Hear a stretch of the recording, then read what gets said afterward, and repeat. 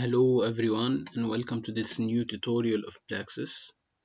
And this tutorial I be talking about material. How we're gonna define materials in Plaxis. So as you know, Plaxis is an easy software and everyone knows how to follow the tutorial and make an example. But not a lot of people understand how the materials work and how to set and create a material in Plaxis. So if you like my channel, please subscribe to it and like the videos. And if you have any question or do you want me to make any video, please leave it in the comment box. So let's start. First of all, we're gonna press new. So when we want to create material, we get this window here. So now what we should do? First of all, we should name the material. I'm gonna name it tutorial 5. We can set also the color from here. Let's say it's red.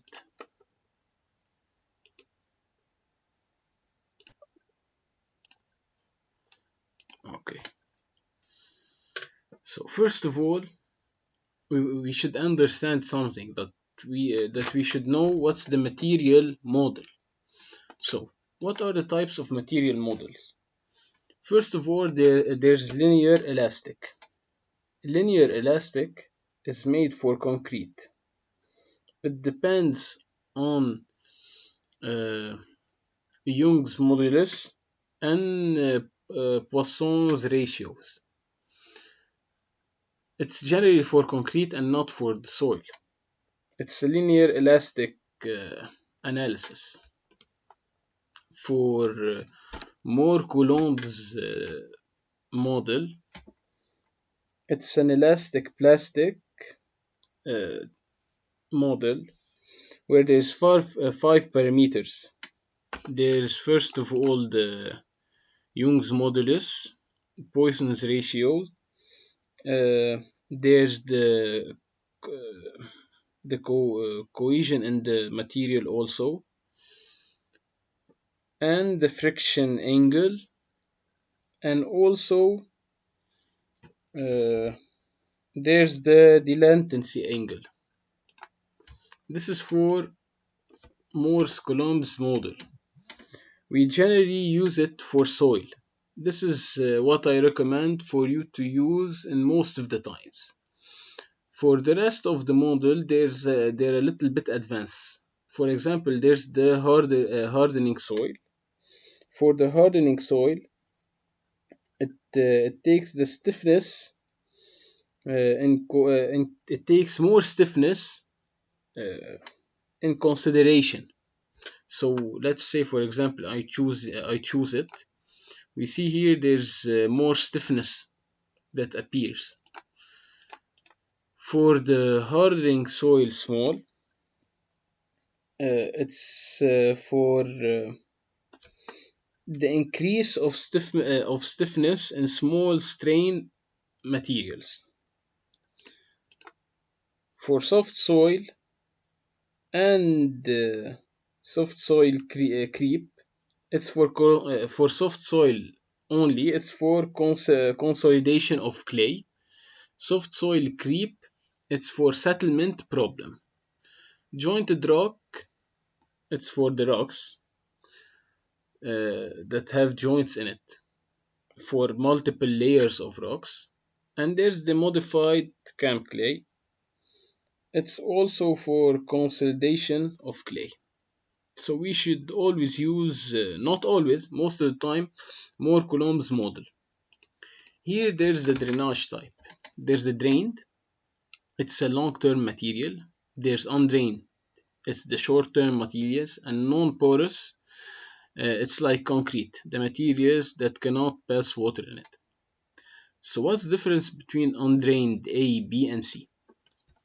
For undrained A, it takes in consideration the effective stress in the material.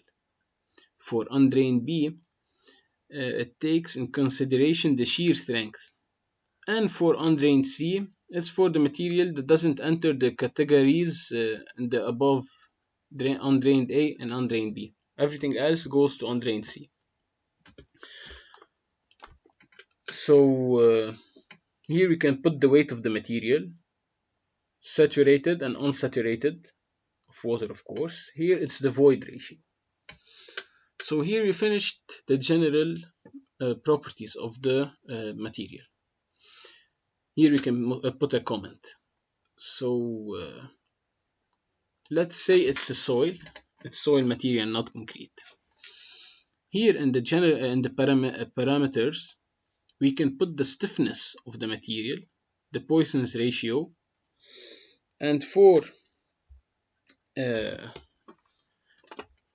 shear parameter here, it's calculated automatically. Let's say we put it here 5000.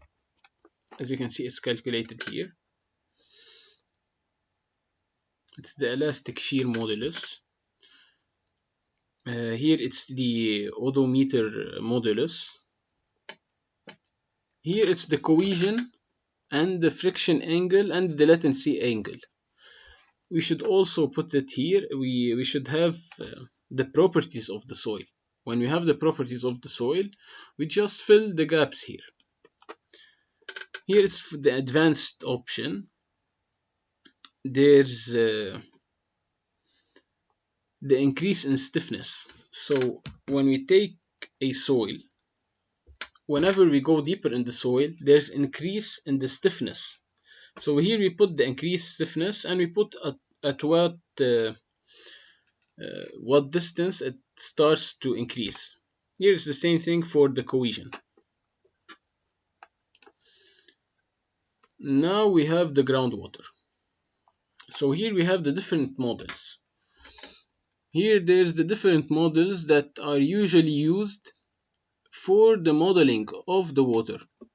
So I usually use standard, but there's also these model here. I'm not gonna enter each and every model because these are like codes, like the Euro code, the ACI.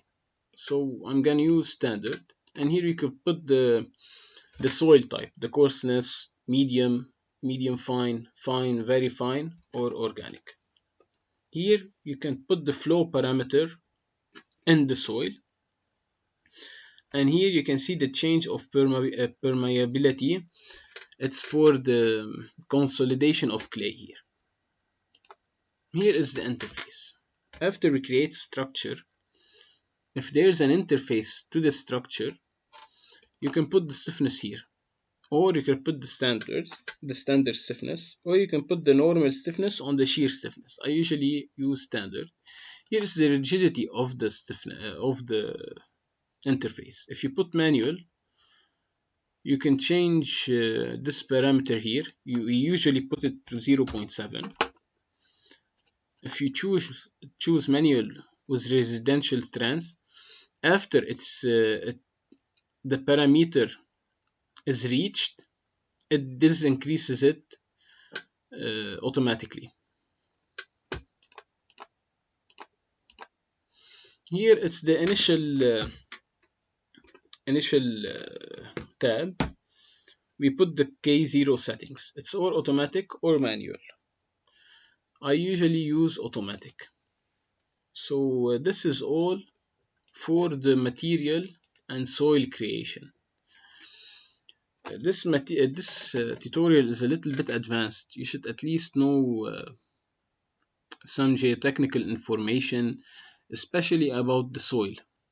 So this is it. If you have any question, just leave it in the comment box, and please subscribe to my YouTube channel.